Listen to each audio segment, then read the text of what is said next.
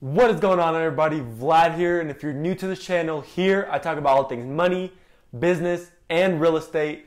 And today we're talking about why agents and investors need to work together to actually accomplish their goals. Okay, to start out, when I first got into real estate, I didn't know anything about real estate. I thought real estate was just the agent walks you through the house. If you like it, you buy it. If you're the seller, you sell it.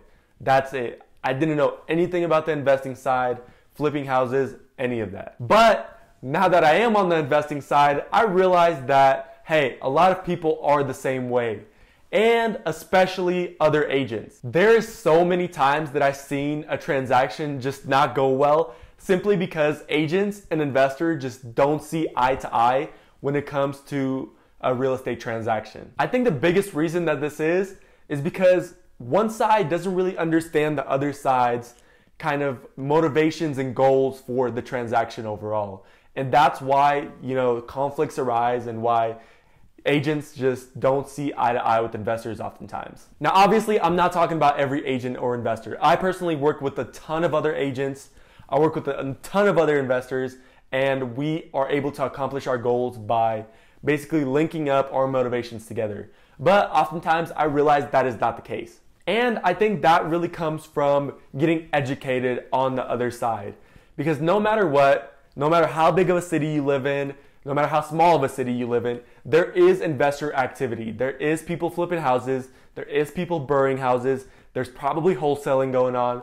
So as an agent, you're really limiting your business if you're not really seeing eye to eye with investors, because that could open up a whole new world for you, a whole entire new world. And another good reason to work with investors as an agent is because you're able to provide that avenue for your seller. Oftentimes that seller doesn't even want to list the house. They don't want to wait 3-4 months to sell it. They don't want to show it to anybody.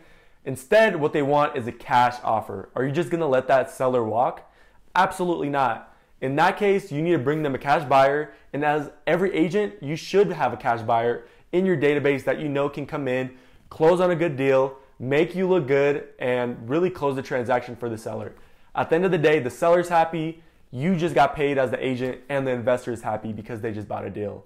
Everybody wins. But on the flip side of that, you often see that agents and investors, they just don't see eye to eye. Agents think that investors are lowballing. Investors think that agents just don't know what they're doing. It's a whole mess. Instead, what every agent should be doing is really trying to build an investor database. Every single agent, no matter what. Once you have that investor database, it really opens up a lot of opportunities for you in the distress field. You're able to, sell those houses fast that, might have too many repairs. They're not even financeable to be put on the market. Or that seller's moving next week and that house needs to be sold in 5 days. If you can provide that kind of service for your seller, they're going to be eternally grateful for you. And it's really going to get you paid really, really fast. The two best things and the two best pieces of advice that I can give to agents that want to start working with investors is really get educated on the investor's point of view. What are investors buying at in your market? What are the price points? What's the price per square foot in a particular neighborhood? Figure out what rehab costs are, even if it's just for the most part, just kind of the baseline. You don't have to know what every single thing costs in the house, but just know kind of the basics of real estate investing, what a flipper would buy, what a rental investor would buy, and at that point, you can really pivot off of that and use it to your advantage however you please. Now, agents, don't think I'm coming for you guys, because investors, I'm about to really pivot and get on you guys, because investors, they don't help themselves either, and here's why. Oftentimes, investors are like, hey, that agent, they didn't know what they were doing, they messed up the transaction for me, whatever. Not even really considering that agent, for them, that might be the first time that they ever dealt with a property that isn't market ready. It needs $30,000 of repairs, and the seller just doesn't have that money for those repairs. So they're just kind of like, what do we do?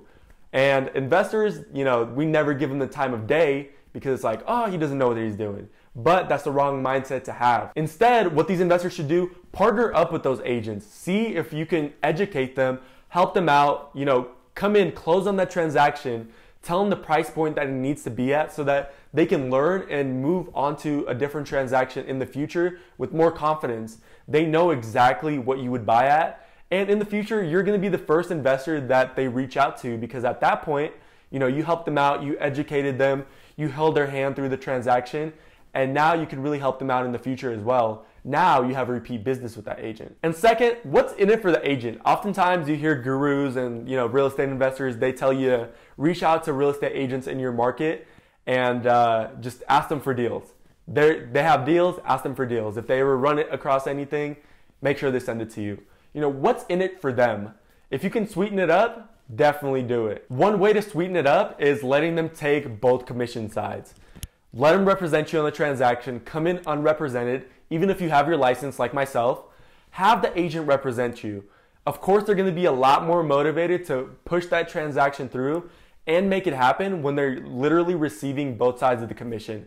Now they're getting paid a lot more. Now it's worth their time to give you a good deal. Really, I think the big point here is to really look at the other side's perspective and ask how you can provide value for them and not ask for anything in return. That's a big thing. Don't really ask for anything in return.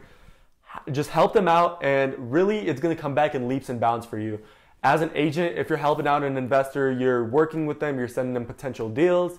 When that deal finally comes through, now they're going to be reaching out to you, and they're going to be buying a lot more of your deals. You're going to be making a lot more commission dollars selling to that investor, and vice versa.